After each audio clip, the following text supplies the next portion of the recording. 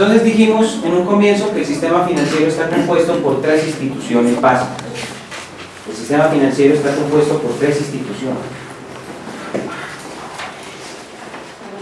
Debe comprenderse que lo que estamos analizando es el mercado de dinero. En esta materia estamos estudiando el mercado monetario. Para estudiar el mercado monetario tenemos que estudiar el sistema monetario. Ese sistema monetario se ve reflejado en el sistema financiero. Ese sistema financiero en Colombia está compuesto por tres instituciones. La primera de ellas es el Banco de la República. Entonces ahí hay un edificio de el Banco de la República, ¿cierto? Ahí. Ok, aparece el Banco de la República allí. Entonces, hemos dicho en clases pasadas que el propósito del Banco de la República reside en el control de la inflación, en el control de los precios. Lo que le interesa al Banco de la República es que los precios no sufran un incremento más allá de su nivel de equilibrio, que no tengan un incremento que afecte los costos de producción de las empresas, pero tampoco que afecte el consumo que hacen los hogares. Hay dos tipos de consumo. Hay un consumo de bienes intermedios, que es el consumo que hacen las empresas, y estamos hablando básicamente de materias primas, y el consumo que hacen las familias, que es un consumo final, son bienes ya terminados. Entonces, si el Banco de la República logra controlar la inflación, el control de la inflación permite que no se desestimule el consumo de ambos actores, es decir, de las empresas y de los hogares. Por eso es tan importante para el Banco de la República la lucha contra la inflación. Pero debe entenderse lo siguiente: la lucha contra la inflación no es una lucha en la que no se tenga en cuenta las cuatro metas de la actividad económica. Es decir, el Banco de la República lucha contra la inflación, pero eso no significa que no le importe el crecimiento económico, o no le importe qué es lo que sucede con el empleo, o no le importa qué es lo que sucede con la balanza de pagos.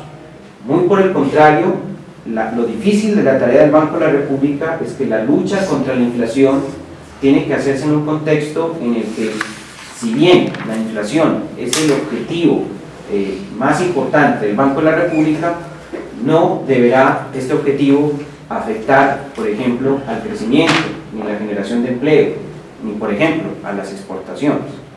Entonces, la lucha del Banco de la República es lograr una inflación baja y estable, que sea armónica con el crecimiento, con el mercado laboral y con el sector externo. Esa es la lucha del Banco de la República. Bueno, entonces, una segunda actividad. Entonces, para eso el Banco de la República tiene una serie de herramientas, de instrumentos. Entonces, básicamente tiene dos herramientas, dos instrumentos. Una herramienta es los medios de pago, el control de los medios de pago. Y básicamente estamos hablando de la emisión primaria de dinero, ¿cierto? El control de los medios de pago, la emisión primaria de dinero. También el Banco de la República puede hacer algunas actividades que posteriormente miraremos, que tienen que ver con el control de los agregados monetarios, pero la más básica es la emisión primaria de dinero. Y el segundo es las tasas de interés, el segundo instrumento. Entonces, frente al primero, el Banco de la República controla la oferta monetaria, es decir, los agregados monetarios que ya habíamos revisado en alguna sesión pasada, que es básicamente el M1, el M2, el M3, ¿cierto? No se vayan a olvidar que ustedes quedaron de consultarme que era el M4, ¿cierto? ¿Y por qué en Colombia el M4 no funciona? Porque el M4 en Colombia no se lo tiene en cuenta, ¿cierto? Entonces revisen eso. ¿Por qué en Colombia no se habla del M4? ¿Por qué en Colombia siempre se habla del M1, del M2 y del M3? ¿Por qué no se habla del M4? ¿De acuerdo? Bueno, entonces, el control de esos agregados monetarios, ¿cierto?, se hace en función de que esos agregados monetarios responden específicamente por el nivel de producto que tenga la economía. Se emite más si la economía produce más, se emite menos si la economía produce menos. Entonces, en conclusión, para que se pueda emitir hay que producir, ¿de acuerdo? Y ahí aparece Betty, había aquí, Aparece un muñequito ahí después de eso, también aparece la máquina que uno quisiera tener en la casa, ¿cierto? La máquina de emisión. Bueno, ese es la primera entidad, el Banco de la República, ¿de acuerdo? Sí. Dice que para emitir hay que producir, ¿verdad? Entonces sí. El banco no utiliza la oferta monetaria como una manera también de controlar, o sea, tratar de emitir o de reducir la cantidad de emisión, no solo por producción, sino por control de la inflación también. Sí, esa es una pregunta muy pertinente en el sentido de que ¿para qué sirve el dinero? O sea, la pregunta que yo le podría hacer a usted para darle respuesta finalmente a esa pregunta inicial sería ¿para qué sirve el dinero en una economía como principal característica? Medida de valor, ¿qué más? Medio de pago y depósito de valor, ¿de acuerdo? Bueno, hay una que es la más importante, que es la que permite que nosotros podamos hacer intercambio de bienes, podamos hacer transacción de bienes. ¿Cuál es esa? Es medio de pago. Entonces, si el dinero es medio de pago, permite hacer transacción. Entonces, ¿cuál es la lógica con la que opera el Banco de la República? Si se producen más bienes y servicios y el banco no emitiera un solo peso, pronto encontraríamos que la cantidad de monedas y de billetes son escasos y que tendríamos que hacer operaciones casi que con trueque, ¿cierto? Con trueque. Sobre esto miramos una parte de una película en donde aparecía un caballito y aparecían dos señores discutiendo que tenían que hacer transacciones de unos huevos y de unos tomates. Por eso tenía sentido esa clase, ¿no? Entonces, nosotros utilizamos el dinero para hacer transacciones, pero ¿cuándo aumenta el volumen de transacciones? El volumen de transacciones aumenta cuando aumentan las necesidades sociales y cuando aumentan en consecuencia la capacidad productiva de las empresas para dar satisfacción a esas demandas sociales. Es decir, cuando hay demanda se produce, y cuando se produce se necesita liquidez para poder transar aquello que se produce. Luego el Banco de la República está a la espera de determinar cuál es el nivel de producto que tiene la sociedad para saber cuál es la demanda de liquidez que necesita para poder hacer la transacción de esos bienes. Ahora, si el Banco de la República, por ejemplo, incrementara mucho más su oferta, más allá de la capacidad productiva, ese exceso de oferta sobre demanda en términos de dinero implicaría que las personas tienen la posibilidad de tener más recursos de los que deberían tener y por lo tanto estimularía la demanda más allá de lo que deberían estimular, generando un exceso de demanda sobre oferta, lo que generaría inflación. Es decir, ¿cuándo se genera inflación? Cuando el Banco de la República emite más billetes y monedas de las que se requieren con base en la capacidad productiva de la economía misma.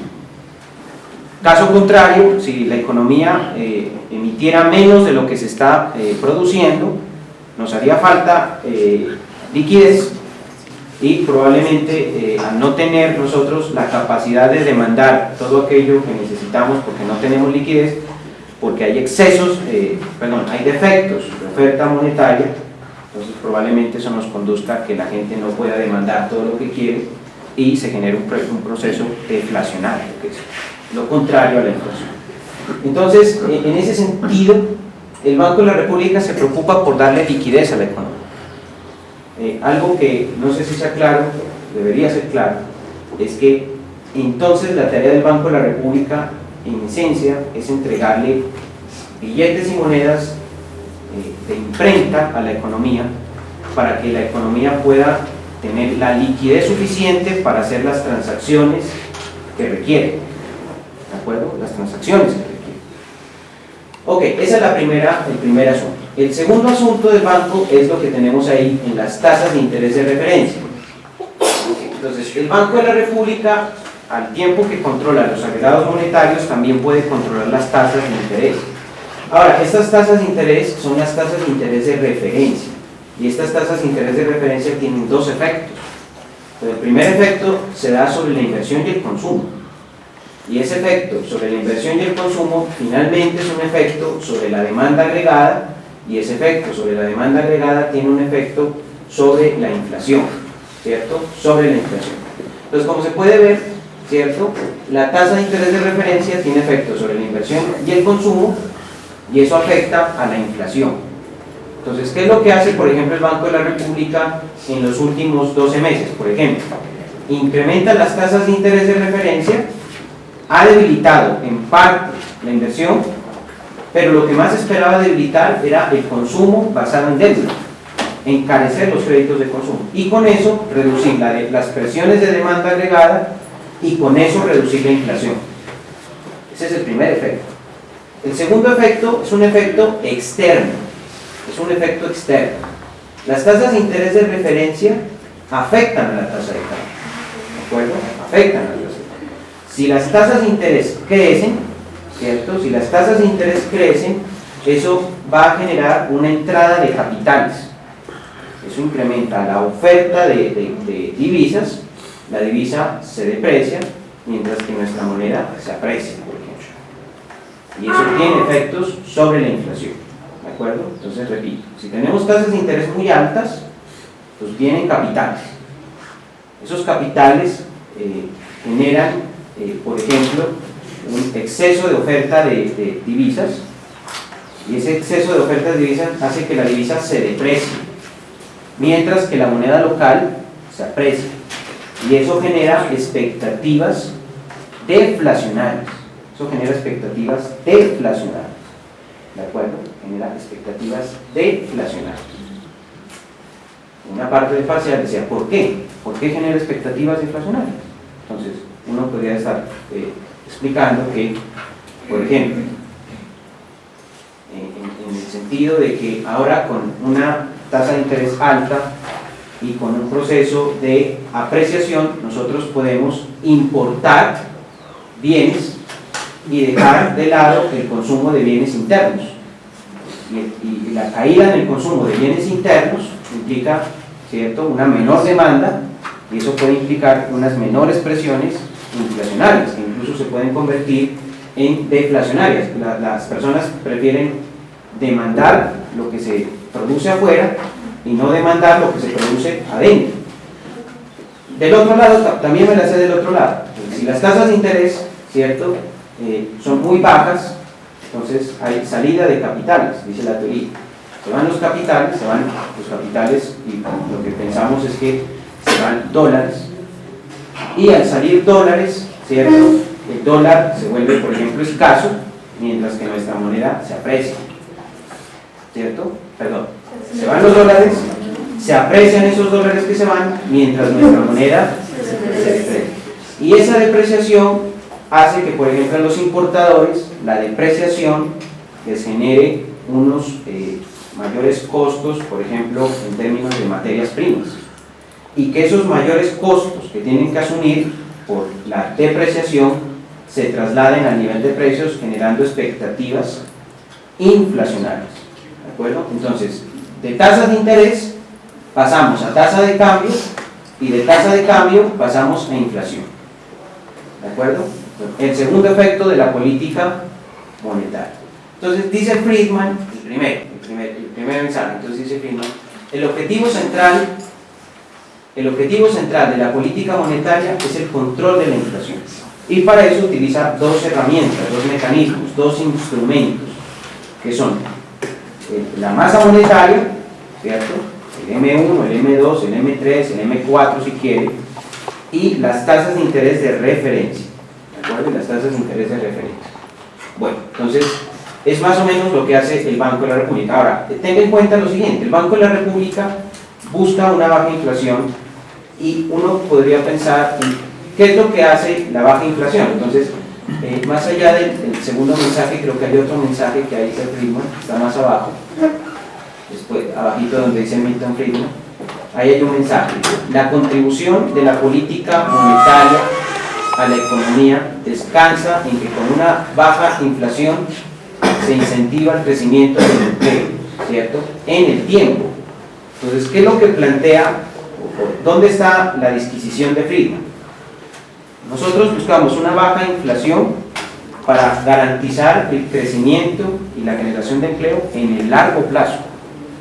Y aquí está una de las principales características del pensamiento de Friedman, es decir, que cuando se pretende una baja inflación, se pretende que esta baja inflación genere efectos o impactos de mediano y de largo plazo, y sobre todo de largo plazo, ¿de acuerdo? De largo plazo.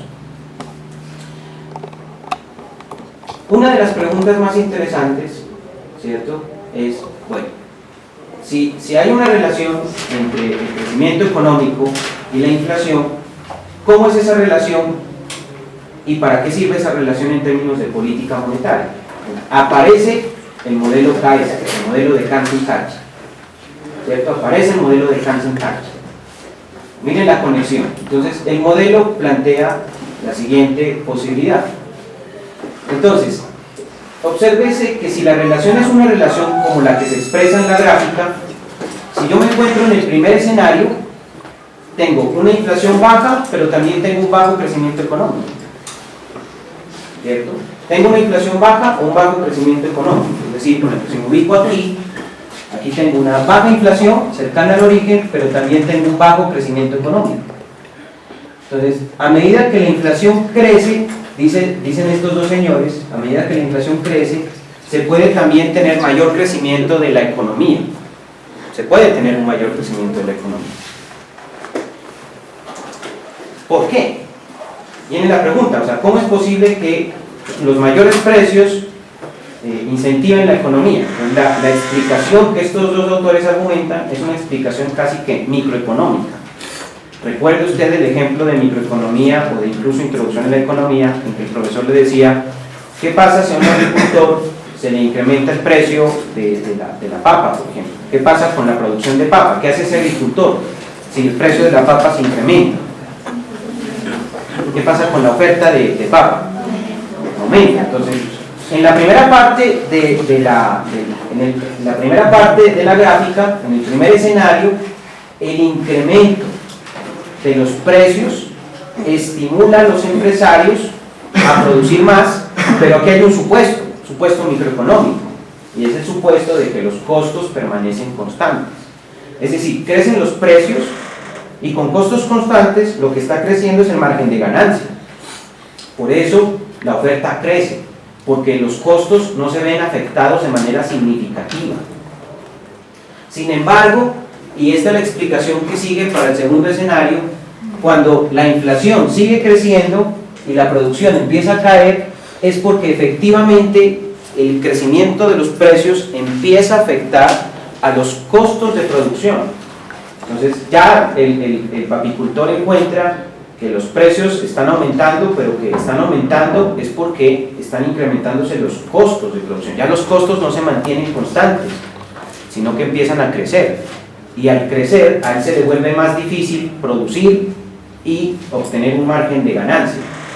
Y de otro lado, el crecimiento de los precios empieza a afectar a la demanda. Es decir, las personas empiezan a encontrar que los precios son muy elevados y, por ejemplo, empiezan a buscar bienes sustitutos. Entonces ya no consumen papas, sino que consumen, por ejemplo, yuca. Entonces el incremento de los precios desestimula la demanda, pero el empresario tiene más costos ante una baja demanda. Y eso, a nivel agregado, genera que la producción se debilite. Entonces es el segundo escenario. Entonces estos señores juntaron los dos escenarios en uno solo y dijeron, es posible encontrar un nivel de equilibrio para la inflación.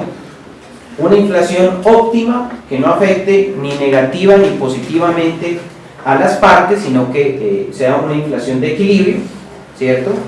Que, digamos, satisfaga mínimamente a los empresarios y satisfaga mínimamente a los consumidores. Un punto de equilibrio en el cual no se afecten de manera significativa los procedimientos para la producción ni para el consumo. Es una inflación que no afecta de manera muy positiva ni a los consumidores ni de manera muy positiva a los productores, pero que no tampoco los afecta de manera negativa. Es decir, los deja operar tranquilamente, tienen unos precios tolerables, ¿de acuerdo? Unos precios tolerables. Entonces, y si tienen unos precios tolerables, es decir, unos precios con los que pueden trabajar tranquilamente, pueden ofrecer y demandar productos, eso los lleva a que puedan alcanzar el máximo nivel de producción. Y eso es lo que se denomina el modelo KS. que va muy de la mano con la política del Banco de la República, porque el Banco de la República debe definir una meta de inflación, una inflación de equilibrio, y para eso introduce el cálculo del modelo KS y utiliza las desviaciones hacia arriba y hacia abajo para generar los rangos meta, Entonces, ese tema se articula con el Banco de la República en el sentido que esto me permite generar los rangos que el Banco de la República persigue. Ok, primero, sí. Esos supuestos, o sea, esos modelos no están bajo el supuesto de pleno empleo. En la posición en la que se coloca Milton Friedman, sí. En la posición en la que se coloca Milton Friedman, sí. Aquí hay algunos problemas. Claro, porque no todo lo que se produce se consume y no está... Ya, ok, listo. Pero todavía no le he dejado la lectura de Eduardo Sarmiento, que se va para el tercer corte. Ahí aparece Eduardo Sarmiento y dice: un momentico, toda esa economía que usted ha estudiado se basa en la ley de Say, y resulta que la ley de Say no aplica. Pues viene Eduardo Sarmiento con el modelo propio. Bueno, por eso todavía, por ahorita estamos viendo, estoy con pleno empleo, pero destruyendo el supuesto de que los precios se mantenían fijos. Ese supuesto ya se rompió. Ok, sí. Es que en el modelo KS, además de relacionar el crecimiento y la inflación, también vinculaba con el sistema financiero, o sea que las relaciones intereses para poder deberían ir de la mano. Sí, claro. Por eso estamos analizando esto que se llama sistema financiero. O sea, todo esto que estoy analizando está dentro del sistema financiero. Está dentro. Es decir, dice arriba hay un título de esto, dice sistema financiero. Entonces, por eso encaja la temática. El sistema financiero está compuesto de 3 instituciones.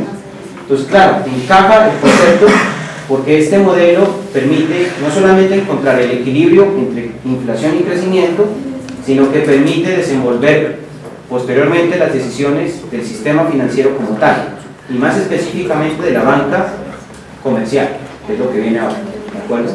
Bueno, entonces, ya visto lo que hace el Banco de la República, más abajo nos aparece el sistema financiero, más abajo me aparece el corazón del sistema financiero, llamémoslo así, el corazón del sistema financiero, que es el mercado interbancario, es decir, la aparición de la banca comercial.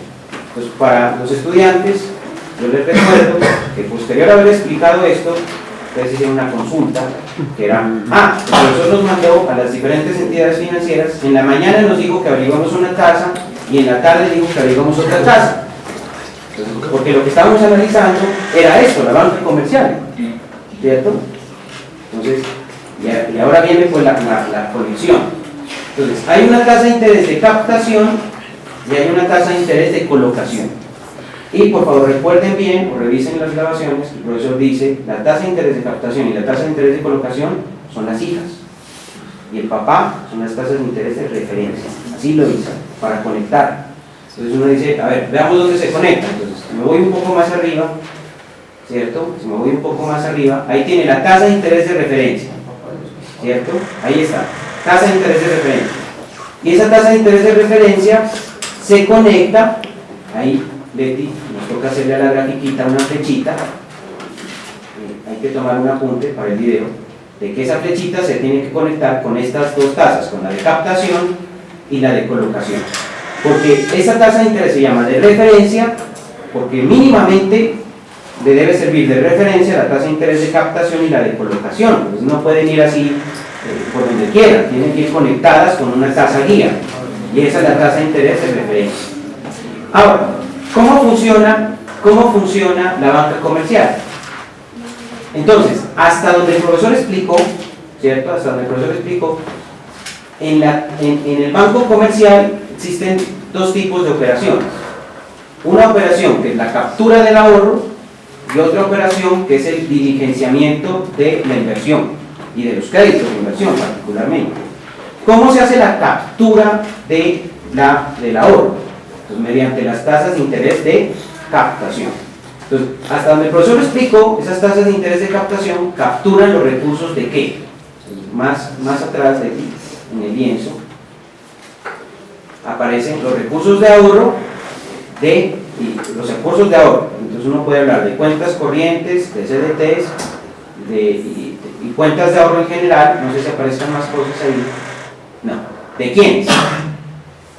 ¿De quién son esas cuentas de ahorro, esas cuentas corrientes, esos CDTs y esas cuentas corrientes? Pues son generadas por el sector real de la economía. ¿Qué significa sector real? Pues en donde se producen bienes y servicios. Entonces, esta inclusión de este sector establece el mercado de bienes. Es un mercado que vale la pena comentar, se analiza fundamentalmente en macroeconomía, unido al mercado monetario y al mercado de trabajo. Entonces, ¿uno qué diría? En el programa, nosotros, si le damos importancia a la teoría y política monetaria, también debería haber una materia que le dé importancia al mercado laboral, la economía laboral. Y también debería haber generalmente los cursos de macro 3 vuelven sobre crecimiento económico. Cursos de macro 3. Miren el ordenado de esos programas. Por un lado miran mercado laboral, por otro lado miran mercado monetario y por otro lado miran mercado de bienes, macro 3. Entonces, este sector real genera los ingresos, la generación de empleo, ¿cierto? Y los bienes necesarios para la economía en su conjunto. De aquí se generan los ingresos que permitan que algunos individuos puedan colocar sus ingresos en cuentas de ahorro, más adelante, ¿cierto? En CDTs y en cuentas corrientes, y que son capturados por la banca comercial a partir de las tasas de interés de captación. Algo que el profesor no ha incluido, y eso sí, usted obviamente aquí lo va a identificar, es que también se pueden capturar recursos mediante los giros que hace el sector público, que es la flechita que tengo hacia arriba, ¿cierto? Los denominados giros. Giros que el sector público le hace al sistema financiero, que tiene que ver con recursos públicos que se depositan en la banca comercial. Todas las instituciones públicas generan recursos y esos recursos se almacenan, se guardan en el sistema financiero. Por ejemplo, la Universidad de Nariño tiene múltiples gastos y múltiples ingresos, y todos esos los gestiona a través de las instituciones financieras. Por ejemplo, si usted es monitor, o usted es profesor, o usted es rector de la universidad, para que usted le cancelen su salario o alguna cuenta de cobro, usted va a la institución financiera y la institución financiera le paga lo que usted ha estado haciendo aquí en la universidad. Entonces, la universidad, que es una institución pública, le genera unos giros a la banca comercial para también hacer algunas transacciones que le permitan operar. Entonces, eso es algo que no habíamos incluido, porque usted no lo había visto acá, ¿de acuerdo? Bueno, ok. ¿Qué hace una vez tiene esos recursos el corazón del sistema financiero? ¿Qué hace la banca comercial? Pues la banca comercial transforma estos recursos que los ha capturado mediante las tasas de interés de captación, los transforma en recursos de inversión, ¿cierto? Mediante las tasas de interés de colocación. Mediante las tasas de interés de colocación. Y aquí puede establecerse que existen dos tipos de movimiento. El profesor Julio ha hecho énfasis en los dos. El primero es una inversión productiva. Entonces, fíjense hacia dónde va la flechita de inversión productiva. La inversión productiva obviamente va al sector real, nuevamente. Claro, son empresas que solicitan créditos para producir, por eso se llama inversión productiva. No se llamaría inversión productiva. Pero entonces aquí aparece un muñequito y dice: yo quiero comprar un carro para movilizarme por la ciudad, que está llena de huecos y de trancones. Eso no sería inversión productiva, ¿cierto? Entonces le coloco inversión productiva y fíjese que le coloco allí a los empresarios, a los trabajadores y la empresa. El segundo tipo de inversión es la inversión de tipo especulativo. Inversión especulativa. Y esa inversión especulativa generalmente se hace en la bolsa de valores, en el mercado especulativo. Entonces los bancos pueden comprar dólares. Claro, si el dólar se está apreciando y el peso se está depreciando, Usted trabaja en un banco, usted es gerente de un banco y tiene que los pesos cada vez le están valiendo menos y que el dólar está valiendo más. ¿Qué hago? ¿Qué es lo más lógico que debo hacer yo como banquero? Pues lo que hago es una parte de mis recursos, obviamente. Ya estoy hablando de la banca central, banca comercial, estoy hablando de la banca comercial. Entonces, ¿qué es lo que hace la banca comercial? Pues si tengo una parte de mis recursos en pesos que cada vez están valiendo menos, pues perfectamente puedo canjear esos pesos por dólares, una parte, obviamente, y que me renten en dólares. Entonces, por eso invierte en el mercado especulativo. Pero también la banca puede comprar acciones o comprar bonos. Puede comprar acciones o bonos. ¿De acuerdo? ¿Qué aparece abajito de esto, Leticia? Entonces aparece un señor. Harry McCoy, creo que está bien. Ahí vamos conectando clases. La diversificación implica no poner todos los huevos en la misma canasta. Tanto lo recuerdo así que el profesor Julio contó una anécdota cuando era niño. La mamá lo mandó a comprar unos huevitos, que él iba muy feliz, tenía como unos 5 años, que se cayó. Llegó a la casa llorando. Madre,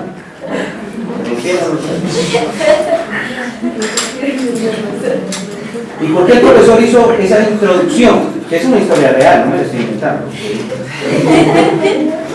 ¿Qué es lo que hizo el profesor a continuación? Dijo, estoy en sistema financiero, ya les di teoría, hagamos el modelo de media varianza de Markowitz.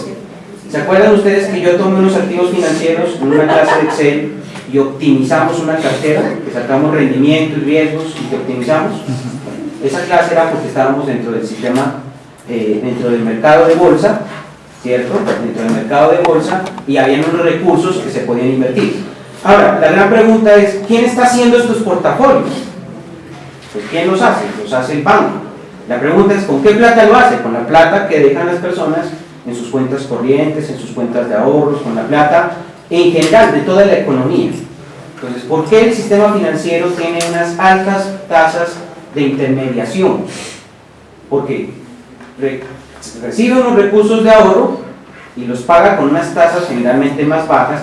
Por eso se dio usted cuenta que cuando le preguntaba a usted por la tasa de interés de captación y de colocación en los bancos, al principio le colocaban problema y no le daban el dato exacto. Cuando ya se lo daban, después de tanto trabajo, usted podía comparar y decía, este es el margen de intermediación financiera.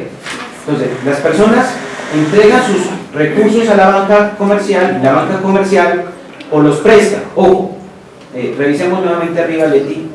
La banca comercial o los presta a la bolsa, a la inversión productiva, a empresas que quieren producir, o si ya nadie quiere pedir préstamos, aquí viene una respuesta pues, a una pregunta que hace mucho tiempo los estudiantes le hacen al profesor. Profe, y si en un banco nadie va a pedir créditos, ¿de qué vive el banco? Entonces el banco toma esos recursos y los invierte en el mercado especulativo, o sea, él invierte directamente. El banco no crea que está esperando que usted llegue y le diga, vea, yo quiero un crédito, por favor présteme plata. No, el banco dice, si usted es muy riesgoso no le presto nada. Y si usted es muy riesgoso, mejor prefiero invertir yo mismo, que tengo a todos mis analistas de inversión, e invierto yo mismo en el mercado bursátil o en el mercado especulativo. Entonces, por eso va el muñequito, la primera flecha hacia arriba, inversión productiva, la segunda flecha hacia abajo, bolsa de valores. Entonces, puede invertir en dólares, en bonos, en acciones, en lo que usted quiera, en commodities. Y por eso aparece el modelo de media varianza, que por eso es tan importante el muñequito de Markowitz, pues, no es tan importante en ninguna medida. Bueno, atención.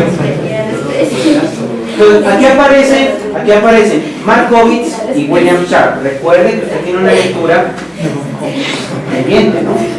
Del CAPM, ¿sí? ¿Sí se acuerda del Capital Express?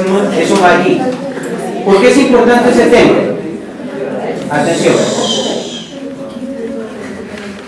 Atención, por favor. ¿Por qué es importante ese tema? Porque ese tema permite que usted pueda identificar si donde usted va a invertir hay un mayor riesgo, hay un menor riesgo o hay un riesgo igual al del mercado. Por eso empatan esos dos temas allí, ¿de acuerdo? Y de hecho, déjeme decirle de entrada que todas las finanzas internacionales que usted va a ver en octavo semestre, todas las finanzas internacionales se mueven en los mercados bursátiles internacionales. ¿De acuerdo? Pues ahí usted dice, ¿para qué aprende a predecir? Para empezar a predecir inversiones. Constituye carteras, maneja software en tiempo real, se maneja con Bloomberg, maneja osciladores estocásticos. Segundo instrumento, entonces, ojo, segundo instrumento, segundo agente económico más bien, el mercado financiero. El mercado financiero. Ahora, hay una cosa que no explicamos en clase y que voy a aprovechar para cerrarla aquí de una vez. Regresémonos a la banca comercial. Y me regreso un poco a la banca comercial. Estoy en la banca comercial y ahí dice mercado interbancario. Esto generalmente no se explica mucho, ¿cierto? Y es el hecho de que los mercados, los bancos pueden prestarse entre ellos mismos. Por ejemplo, Bancolombia le puede pedir una plata a AB Villas, o AB Villas le puede pedir una plata al Banco de Bogotá. ¿De acuerdo? Entonces, esos préstamos que se hacen, que son de muy corto plazo, a ver, coloquémoslo en términos muy coloquiales así. Bancolombia se quedó sin plata. No, me quedé sin capital de trabajo hoy. Entonces le dice al mensajero, oiga, vaya y dígale al señor de AB Villas que me preste una platica que me quedé sin liquidez. Entonces va al mensajero, se va a AB Villas, trae la plata y con eso ya funciona Bancolombia. Eso no es gratis. Ahí hay una tasa de interés que se conoce como tasa de interés interbancaria, que es la tasa de interés a las cuales se hacen préstamos y transacciones financieras los propios bancos, entre ellos hacen transacciones. Es algo que generalmente no se explica y es algo que Leticia, ojalá que me esté tomando apunte de esto, lo que me falta aquí, para colocarle que aquí están las tasas de interés interbancarias, que son las tasas de interés entre los bancos. Por eso aparecen dos bancos ahí. Listo, ya con eso cierra el espacio de lo que miramos de banca comercial. Falta una cosa todavía. Aquí los bancos pueden realizar creación secundaria de dinero. Aquí pueden realizar creación secundaria de dinero. Y aquí aplican todos los conceptos que miramos de multiplicador bancario, aplican los conceptos de depósitos, de cuentas corrientes, aplican los conceptos de encaje, ¿cierto? Aplican todos esos conceptos, aplican aquí, en la banca comercial. Y eso es lo que estamos en la lectura que tenemos pendiente, eso es lo que tenemos por revisar. Esa parte nos queda ahí pendiente. Bueno, ok. Si que usted se haya dado cuenta, yo ya había hablado aquí de la bolsa de valores, ya me relacioné con la bolsa de valores. Más adelante planteamos el primer contacto con la bolsa de valores y dijimos, la bolsa de valores actúa aquí. Una cosa importante del mercado de bolsa de valores, ¿cierto? Que no lo he trabajado tanto como quisiera. Vamos a ver si nos alcanza el tiempo para trabajarlo. Porque, a ver, de estas clases del mercado de bolsa de valores, repito, si el curso me funciona, si opera bien este curso, hay un ejemplo de economía experimental, hay una clase de economía experimental. ¿En qué consiste esa clase? Ya de una vez la voy a adelantar. Yo traigo unos billetes ficticios al curso, traigo unos billetes de mentiras, y traigo unas acciones de mentiras y unos bonos de mentiras, y los repartimos entre todos y empezamos a hacer juegos dinámicos para ver si ustedes se comportan como la teoría dice que se deben comportar o se aplican los principios de la experimental. ¿De acuerdo? Pues aparece eso. Pero vamos a ver, ¿cómo no funciona? Si no funciona, tocará volver a la teoría. ¿Listo? Entonces hay una clase aquí sobre bolsa de valores. Por eso esta clase, esto de bolsa de valores no lo he trabajado tan duro todavía porque esto es... los estudios implican que esto se mueve más con factores de naturaleza experimental, que aquí no hay tanta teoría como tal. Hay un texto de economía experimental que incluso avala esto y yo lo pues, avanzamos hasta allá, que es lo que serán las últimas clases, pues dejaremos esa lectura, pero esa lectura la dejaré después del experimento. La coloco antes del experimento, se daña el experimento. Bueno, para que veamos qué tan racionales somos nosotros al final. Bueno, entonces explico rápidamente lo de bolsa de valores para tener una idea aquí, ¿cierto? ¿Cómo funciona la bolsa de valores? Voy a colocar una idea muy simple. Las empresas necesitan financiar proyectos productivos Y a veces las empresas no quieren ir a solicitar créditos a la banca comercial. Recuerde que yo expliqué esto bajo la denominación, esto lo expliqué bajo la denominación de banco, lo denominé mercado no intermediario, así lo expliqué, mercado no intermediario, o lo expliqué bajo el nombre de instituciones no bancarias, ¿cierto? Aquí el ahorro se transforma en inversión, pero no hay un banco en medio, sino que aparece la bolsa de valores. Entonces, ¿qué es lo que hacen las empresas en la bolsa de valores? Pues, hay unas empresas que necesitan recursos, y esas empresas, para poder tener los recursos que necesitan, emiten acciones y bonos. Entonces, me estoy aproximando al capítulo de sistema financiero de Cárdenas en este momento, ¿de acuerdo? Para que no se vayan a perder. Entonces, bolsa de valores, BOSEAS, bonos convertibles en acciones, BOSEAS. ¿Listo? Bueno, aquí va a venir otra consulta también. Siempre que hay una consulta, coloco otra consulta, porque generalmente termino explicando qué son las BOSEAS. Voy a explicarlo luego. Pero bueno, ok, atención entonces. ¿Qué pasa en el mercado de valores? Una empresa necesita liquidez, necesita recursos, y no quiere ir al banco, no quiere endeudarse con un banco, es decir, no quiere ir al sistema financiero. ¿De acuerdo? Entonces, ¿qué es lo que hace la empresa? La empresa emite acciones y emite bonos.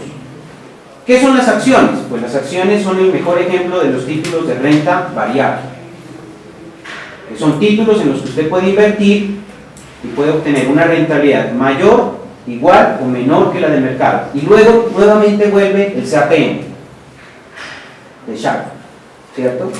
Viene el análisis del Sharpe para que lo conecten ahí. Pero algunas empresas pueden emitir bonos, y el bono es el mejor ejemplo de un título de renta fija.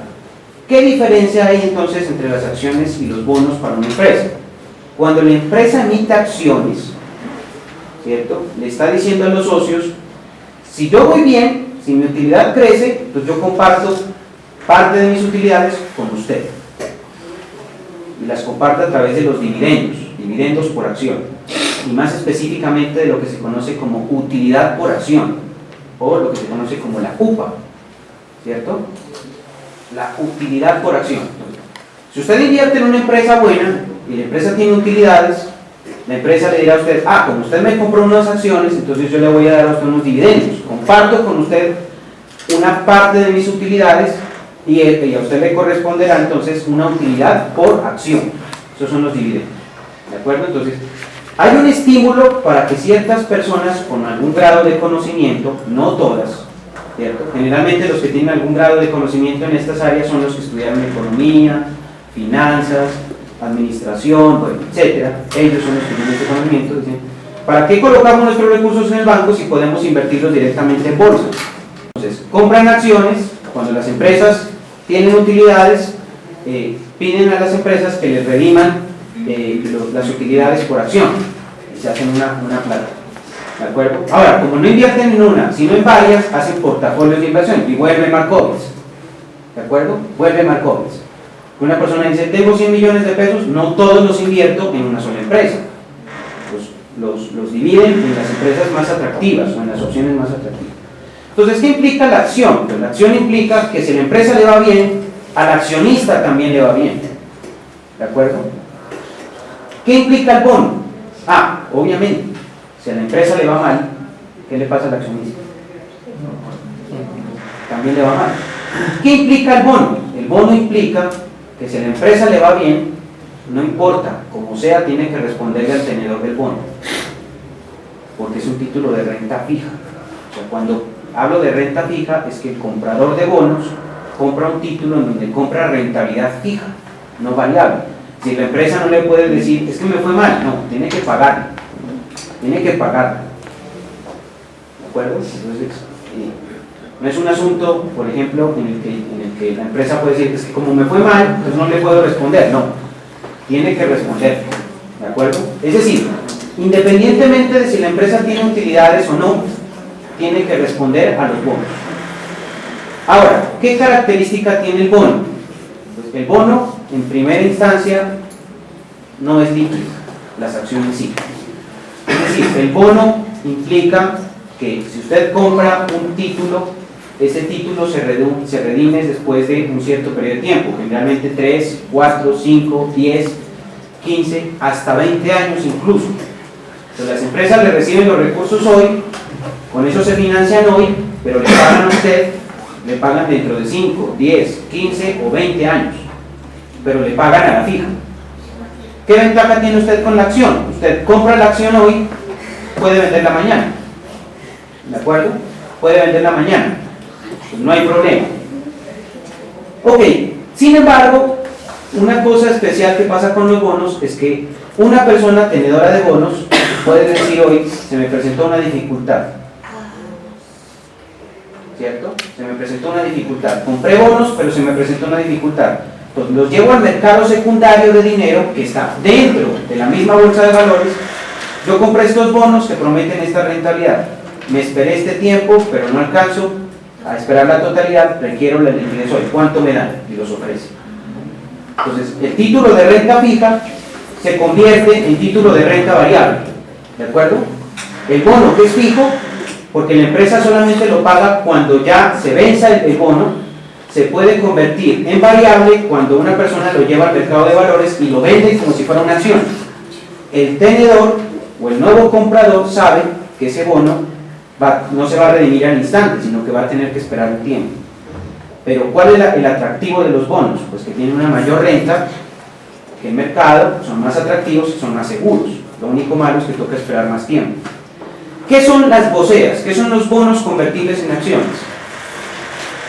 Resulta que usted compra bonos y llegó el momento tan esperado, pues pasaron 5 años desde que lo compró y la empresa le dice, ya le voy a pagar. Pero la empresa le puede decir, oiga, ¿quiere que le pague el efectivo que habíamos acordado o quiere que le pague con acciones? ¿Qué es lo que prefiere? Pues usted analiza y dice, bueno, ¿cómo está la acción? Porque si la acción está subiendo y ofrece una alta rentabilidad, entonces usted podrá decir, sí, me parece que es un buen negocio, voy a tener una semana, unas 2 semanas, o si quiero unos 2 años, eso dependerá de usted, las acciones. O si no, usted le puede decir a la entidad, le puede decir, no, deme la liquidez que me prometió, necesito esa plata ya. ¿De acuerdo? Entonces, son bonos que en el momento en que se redimen, le pueden hacer la propuesta a usted de que se conviertan en títulos de renta variable, en acciones. Esas son las BOSEAs. La consulta, finalmente, entonces, ¿qué les queda a ustedes? Es ver si existe el concepto contrario. Es decir, si existen acciones que se puedan convertir en bonos. ¿Es posible que una acción se pueda convertir en un bono? Esa es la pregunta. ¿De acuerdo? Porque si es posible que un bono se convierta en acción. La empresa puede decir, sí, yo le voy a pagar a la fija, pero si quiere le pago con acciones. Si quiere, pues la persona elige. Bueno, entonces, ¿de qué se da cuenta usted cuando trabaja en bolsa de valores? Las personas ahorran, esos recursos los llevan a las empresas, invierten directamente en las empresas o construyen portafolios de inversión y eso permite que ellas tengan rentabilidad. ¿Qué implica este tipo de actividad? Que si las personas tuvieran la educación financiera suficiente, no tendrían que llevar sus recursos a las entidades financieras y en particular a la banca central, comercial. No deberían llevar los recursos. Podrían perfectamente llevarlos a la bolsa de valores e invertir, pero para ello necesitarían desarrollar pues, toda la teoría financiera y toda la teoría de Markowitz, ¿de acuerdo? Deberían conocer. Listo. Hablemos ahora, listo. Ya trabajamos las 3 entidades que hacen parte del sistema financiero. Esas 3 entidades son las siguientes: son el Banco de la República, la Banca Central, la Banca Comercial y la Bolsa de Valores. Están las 3. Y como se puede dar cuenta en este momento, todo está conectado. Por ejemplo, si el Banco de la República no cumple con el propósito de la inflación, ¿qué pasa con la riqueza financiera? Se destruye. Pues yo puede ser que diga, hice unas inversiones en la Bolsa de Valores de Colombia, y entonces yo le digo, ¿cuánto te ganaste? 7%. Pero es que la inflación está en el 7.27. Usted me puede decir hoy, eso en Bolsa de Valores. Una persona me puede decir, profe, ¿qué tan buena esa consulta que nos dejó usted? Me tenía una platica y le invertí en un CDT y la Bancolombia me paga el 6.5%.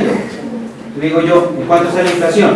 Profe, en el 7.27 está perdiendo, porque la inflación está más alta, ¿cierto? El gobierno central,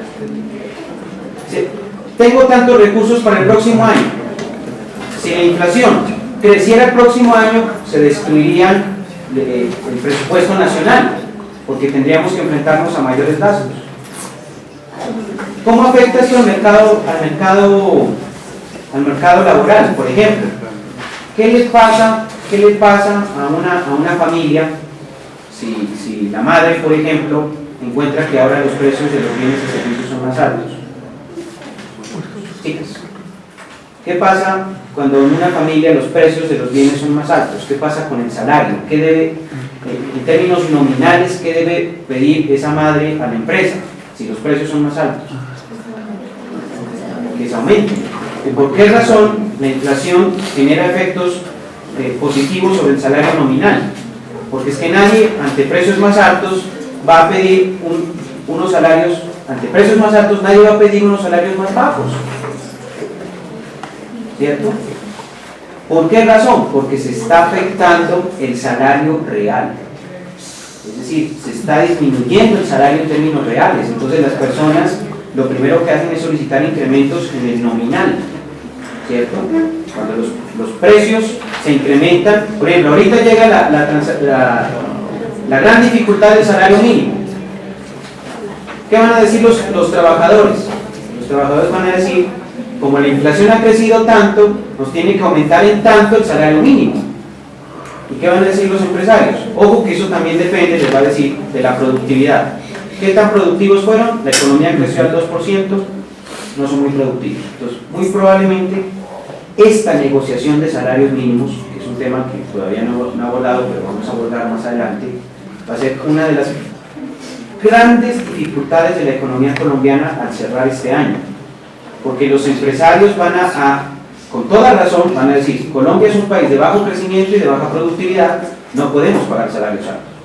Pero los trabajadores van a decir, nosotros nos hemos enfrentado este año a una altísima inflación, nos tienen que incrementar los salarios nominales, porque nuestros salarios reales han afectado negativamente. Y que se pongan de acuerdo, muy difícil. O sea, ya los analistas están argumentando que podría pasar que el incremento del salario mínimo sea inferior al incremento de la inflación, por crecimiento económico, por baja productividad. Una situación muy peligrosa. Bueno, ya vimos los tres componentes. Ahora veamos, ojo, obviamente interactúa aquí el sector real de la economía, obviamente, pero no es parte del sistema financiero. ¿Para qué sirve el sistema financiero? Para financiar al sector real de la economía. ¿De acuerdo? Una cosa que todavía no he incluido, tal vez sí ya la incluí, y que la estoy incluyendo, es la participación del Estado. ¿De acuerdo? Entonces, dije, reforma tributaria, y en la clase pasada hablamos del esquema ISLM. Dije, esto es lo que está pasando con la política fiscal. Entonces, vámonos a donde aparece el Estado, a donde aparece el gobierno. ¿Cuál es la conexión que tiene el gobierno con el sistema financiero? Bueno, vamos primero a lo básico. ¿Qué hace el gobierno? Esto tiene que empatar con la siguiente materia, que es política fiscal. Y si no empata con esta materia, que si el de monetaria solamente habla de monetaria y el de fiscal habla de fiscal, nunca se habla, nunca se dice nada, no tiene sentido. Entonces, y aquí le doy un breve repaso, es una mirada rápida. No voy a profundizar porque pues se me sale un poco del tema, ¿de acuerdo? Pero tampoco lo voy a desconocer. Entonces, el gobierno tiene unos gastos y unos impuestos, ya lo saben ustedes por su macroeconomía, ¿de acuerdo? Ahora, ¿qué dice Keynes? Pues aquí aparece Keynes en el lienzo, ¿cierto? En el lienzo aparece Keynes. Entonces dice Keynes, pero me interesa es primero la nube grande.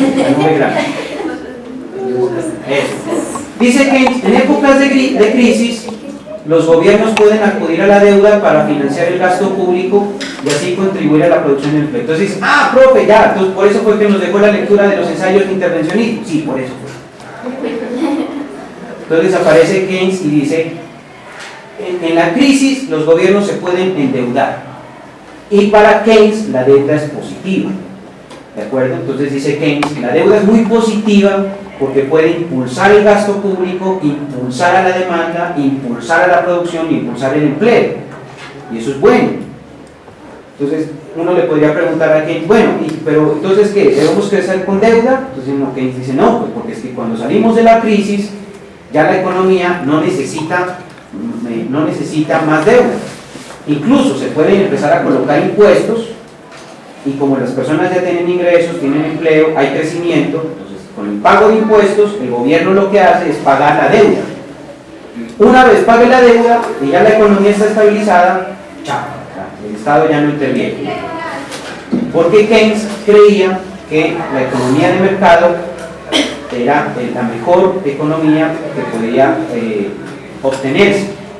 Creía que el mercado podía regular efectivamente la actividad económica, pero, y yo quiero ser muy puntual en esto, porque sé que no todo el mundo está de acuerdo con esto, es que en Keynes la participación del Estado es transitoria.